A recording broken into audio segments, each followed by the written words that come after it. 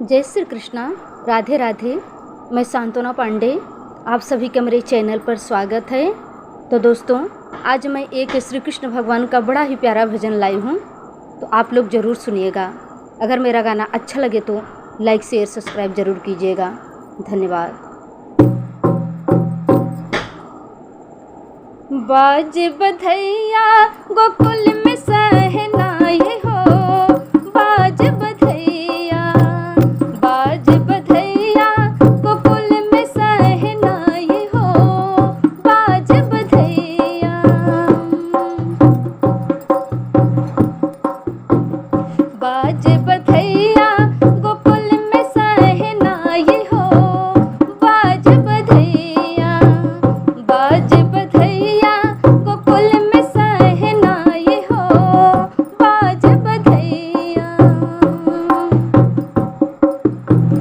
बुआ रानी कजला लगावे, बुआ रानी कजला लगावे, मांगे निगवा काजल के लगे भाई हो, बाज बधैया, मांगे निगवा काजल के लगे भाई हो, बाज बधैया, बाज बधैया गोकुल में सहनाई हो, बाज बधैया।